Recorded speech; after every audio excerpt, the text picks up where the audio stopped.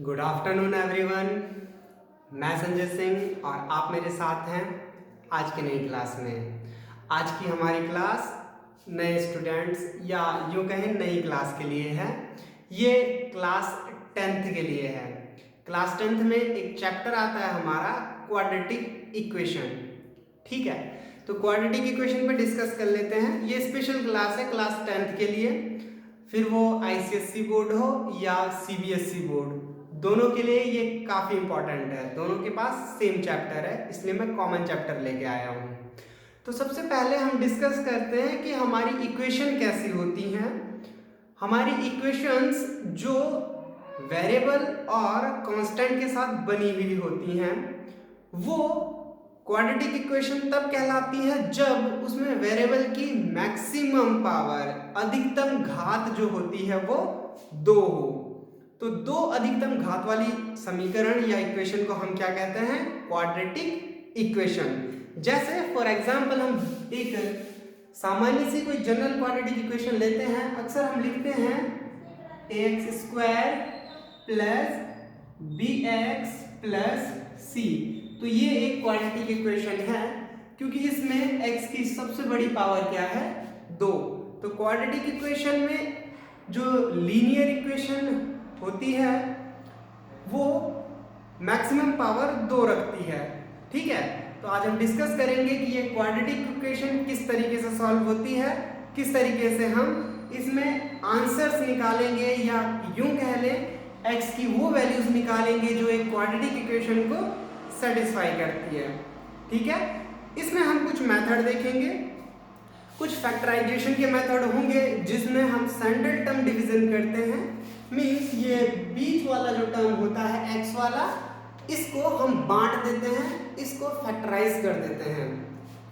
दूसरा, हमारी वो इक्वेशन है जो एक्चुअली में क्वाड्रेटिक इक्वेशन नहीं होती, लेकिन उन्हें हम क्वाड्रेटिक इक्वेशन में मॉडिफाई करके क्वाड्रेटिक इक्वेशन बना देते हैं। ठीक है, और एक और मेथड आता है जिसे आप क्वाड्रेटिक फार्मूला कहते हैं। अब उस फार्मूले को या हिंदी में कहें तो श्रीधराचार्य सूत्र के नाम से आता है, उसे हम लगाकर इस समीकरण का आंसर निकालते हैं। तो चलिए डिस्कस कर लेते हैं तीनों मेथड्स पे। चलिए बात करते हैं अब आगे कि क्वाड्रेटिक इक्वेशन को हम लोग सॉल्व कैसे करते हैं। डेफिनेशन के लिए हमने लिख दिया है कि क्वाड्रेटिक इक्वेशन है quadratic equation in one variable, एक वेरिएबल या एक एक चर के साथ जो क्वाड्रेटिक इक्वेशन होती है वो क्या होती है कि a quadratic equation in one variable is an equation in which the highest power of variable is 2। एक ऐसी इक्वेशन होती है जिसमें वेरिएबल की सबसे ज़्यादा पावर क्या होती है? 2 होती है। ठीक है, तो अब हम एक एग्जांपल ले लेते हैं कि हमारे पास कोई इक्वेशन है और उसे हम सॉल्व कैसे करेंगे। तो एक एग्जांपल उठा लेते हैं। हमारे पास है 2x² प्लस x माइनस 3। हमारे पास एक इक्वेशन है 2x² plus x minus 3 is equal to 0। ये कोई क्वाड्रेटिक इक्वेशन है, हमें इसे सॉल्व करना है। ठीक है, तो पहले हम इसमें लगा लेते हैं सेंट्रल टर्म डिवीजन या यूं कह लें फैक्टराइजेशन। फैक्टर्स में बांट दें इस पूरी इक्वेशन को ऐसे फैक्टर्स में जिससे ये पूरी इक्वेशन वापस बनाई जा सके x के फैक्टर्स में। तो बेसिकली आप पहले पढ़ के आ चुके होते हैं, जैसा कि आप लोग पढ़ के आ चुके होते हैं कि किसी भी इक्वेशन में वेरिएबल की मैक्सिमम पावर जितनी होती है उतनी उसके रूटों की संख्या होती है। The number of root is equal to the maximum power of variable. तो यहाँ मैक्सिमम पावर 2 है, इसका मतलब हमारे रूट जो इस इक्वेशन के आंसर आएंगे वो भी 2 आएंगे। चलो देख लेते हैं हम सेंट्रल टर्म को किस तरीके से बांटते हैं। सेंट्रल टर्म को बांटने का एक तरीका होता है कि जो फर्स्ट टर्म जो है आपका x², उसका जो कोफिशिएंट है और जो लास्ट टर्म है कांस्टेंट, इन दोनों का मल्टीपल जो आएगा उसके अकॉर्डिंग हम सेंट्रल टर्म को बांटेंगे।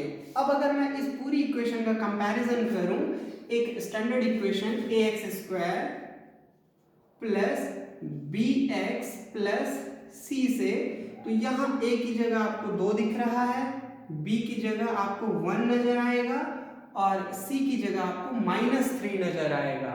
ठीक है, दैट मीन्स मैं a की जगह 2, b की जगह 1 और 3 की जगह -3 लिख सकता हूँ। अब जब हम सेंट्रल टर्म को बांटते हैं तो इस तरीके से बांटते हैं कि जो सेंट्रल टर्म होगा वो ऐसे 2 टुकड़ों में तोड़ा जाएगा कि वो प्लस या माइनस करके तो खुद बन जाए, और जब उसका मल्टीपल किया जाए तो वो फर्स्ट टर्म के कोफिशिएंट और कांस्टेंट के मल्टीपल के बराबर हो। ठीक है, यहाँ हमारा 1 है, यहाँ हमारा -3 है और यहाँ हमारा 2 है, तो -3 और 2 का मल्टीपल होता है -6। अब हम 1 को इस तरीके से तोड़ेंगे कि मल्टीपल करके तो ये -6 आ जाए। ठीक है, लेकिन प्लस माइनस करके क्या आ जाए, ये वापस से 1 आ जाए। थोड़ा ध्यान दीजिए कि अगर मैं इन दोनों के साइन चेंज कर दूं, 3 और -2 कर दूं, तो मल्टीप्लाई करके तो यही आएगा, लेकिन जब मैं इन्हें जोड़ूंगा तो 3 में अगर -2 ऐड किया जाए तो आपका क्या आ जाएगा, 1। जी हाँ, हम सेंट्रल टर्म को ठीक इसी तरीके से तोड़ने वाले हैं, तो तोड़ लेते हैं। जब हम इसे तोड़ेंगे तो किस तरीके से तोड़ेंगे, 2x² अपनी जगह रहेगा, 1x को हम क्या लिखते हैं, 3x - 2x। अब देखिए 3x में से 2x माइनस हुआ तो 1x रह जाएगा और इन दोनों का मल्टीपल इन दोनों के मल्टीपल के बराबर आएगा। ठीक है, -3 = 0 साथ में चल रहा है इक्वेशन में। अब हमारे टर्म्स इस तरीके से बट गए हैं। अब इन दोनों में से कुछ कॉमन आएगा और इन दोनों में से कुछ कॉमन आएगा। अब हम कॉमन टर्म सेलेक्ट करते हैं। इन दोनों में से हमने x कॉमन ले लिया, अंदर बचा 2x + 3, और इन दोनों में से आप कॉमन लोगे तो -1 आपका कॉमन आएगा, -1 और अंदर बचा 2x + 3 = 0। अब देखिए फिर से 2 टर्म बने और इन दोनों में 2x + 3 कॉमन दिख रहा है, तो 2x + 3 को कॉमन ले लेते हैं। 2x + 3 अंदर क्या बचा, इसके पास बचा x, इसके पास -1, तो क्या बचा, x - 1। अब देखिए 2 फैक्टर्स में बढ़ गया, अब = 0। अब ये 2 टर्म्स हो गए एक तरीके से। अब 2 टर्म्स का मल्टीपल 0 कब आता है, जब दोनों में से कोई सा भी एक टर्म 0 हो, या तो ये 0 हो या ये 0 हो। अब हम कंडीशन ले लेते हैं। फर्स्ट कंडीशन हमारा पहला वाला टर्म मान लिया 0 है, तो फर्स्ट कंडीशन में हमने मान लिया 2x + 3 = 0, देन 2x + 3 कैन = 0। ठीक है, अब देखिए 2x + 3 = 0 है, तो हम x की वैल्यू कैसे निकालेंगे, सॉल्व कर लेते हैं। 2x can be written as -3, ठीक है, और x can be written as -3/2। तो x की एक वैल्यू आपकी ये आ गई। अब क्योंकि ये क्वाड्रेटिक इक्वेशन है तो 2 वैल्यूज का आना जरूरी है। अब हम सेकेंड कंडीशन में x - 1 को 0 मान लेते हैं। तो देखिए हमने सेकेंड कंडीशन अप्लाई की और इस बार x - 1 को 0 माना, देन x - 1 = 0। तो ये क्या बताता है हमें, x की वैल्यू कितनी हो सकती है, 1। ये हमारी दूसरी इक्वेशन और दूसरा आंसर आ गया। तो हमने कहा था एक क्वाड्रेटिक इक्वेशन में जितनी मैक्सिमम पावर होती है, मींस 2 पावर, तो 2 ही हमारे आंसर आते हैं। हो सकता है ये दोनों के दोनों इक्वल आ जाए, हो सकता है अनइक्वल आ जाए। ठीक है, और रियल और इमेजिनरी की कहानियां भी आएंगी आगे। फिलहाल हम ये समझ चुके हैं कि 2 पावर है तो 2 ही आंसर आएंगे, और किस तरीके से आएंगे वो हमने पूरा प्रोसीजर आपको समझा दिया है। ठीक है, वीडियो पॉज कीजिए, ये डेफिनेशन और इक्वेशन नोट कीजिए।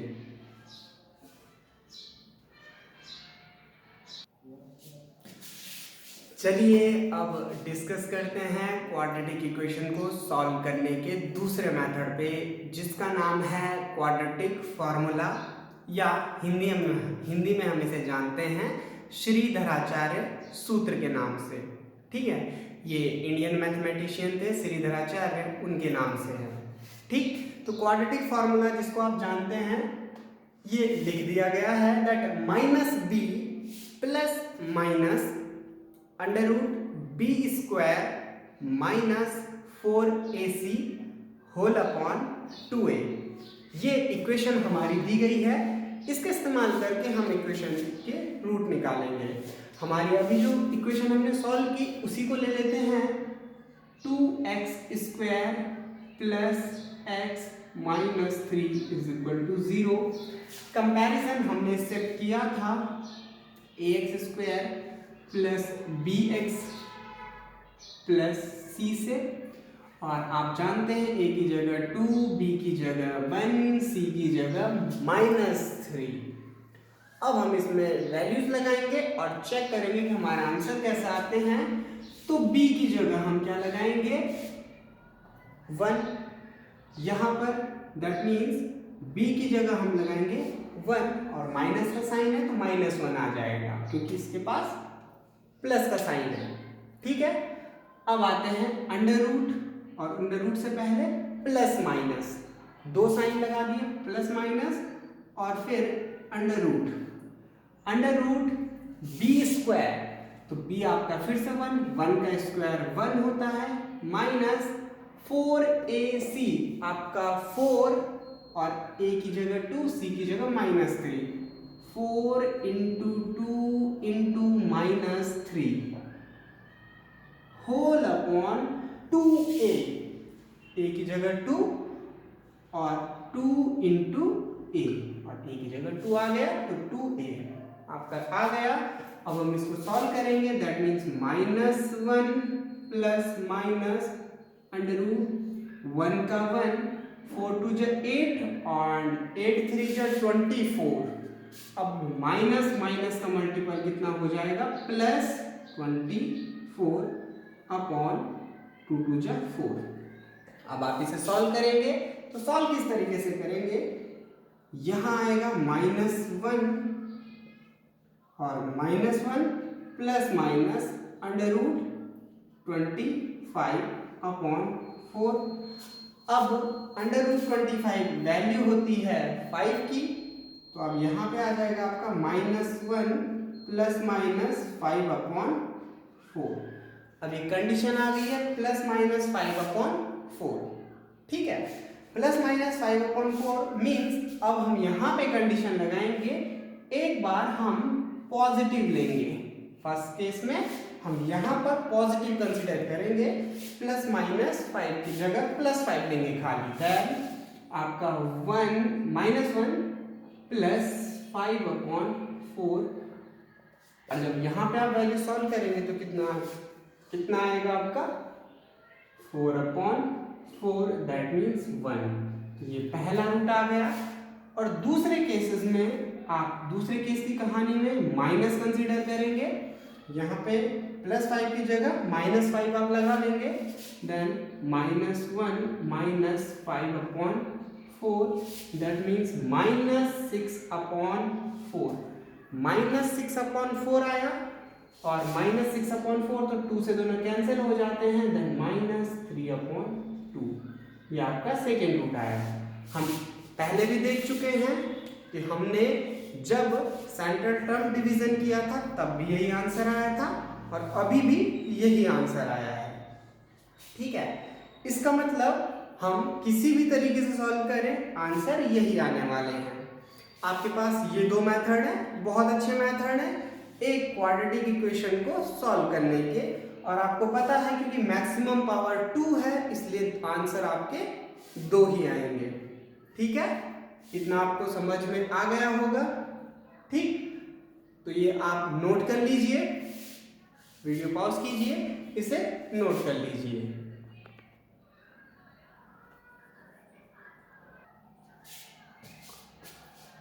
अब एक अच्छा सा सवाल हमारे दिमाग में आता है, जब हम लोग आप लोगों की उम्र के थे तो हमारे दिमाग में तो आया था कि ये प्लस माइनस क्यों लिए जाते हैं एक अंडर रूट के बाहर, और हायर क्लासेस वालों को बहुत अच्छे से मालूम होगा।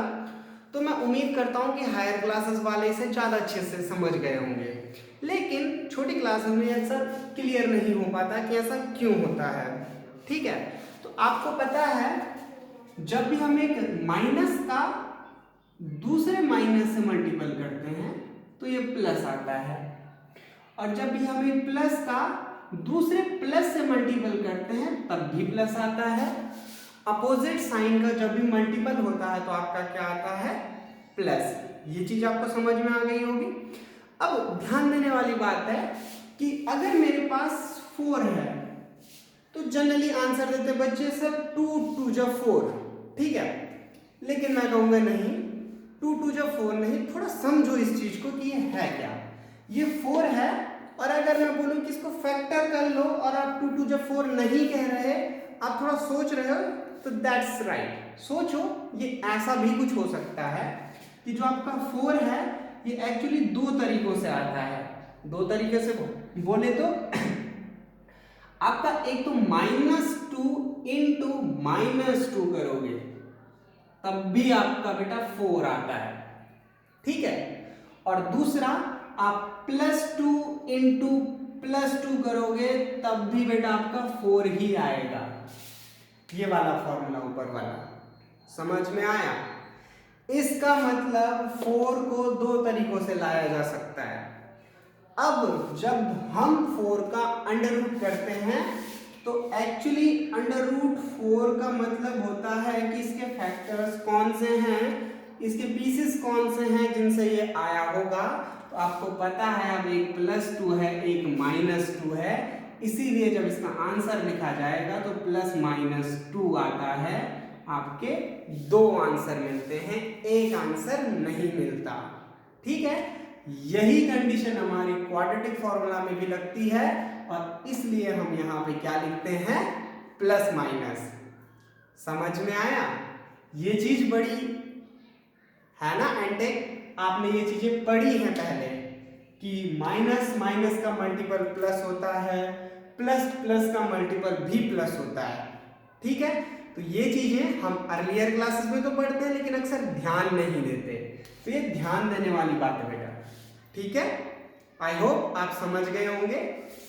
नेक्स्ट क्लासेस में हम ऐसा ही कुछ खास आपके लिए लाएंगे और इसी पूरी सीरीज को आगे चलेंगे। क्लास 10th के लिए वीडियो आती रहेंगी बट ओनली संडे को, ठीक है। तो हम आपसे मिलेंगे नेक्स्ट संडे। तब तक आप जितने भी क्वाड्रेटिक इक्वेशन है उनकी प्रैक्टिस कीजिए, सॉल्व कीजिए, हंसते रहिए, खुश रहिए, और हाँ, सुरक्षित रहिए, अपनों को सुरक्षित रखिए। तब तक के लिए पढ़ते रहिए।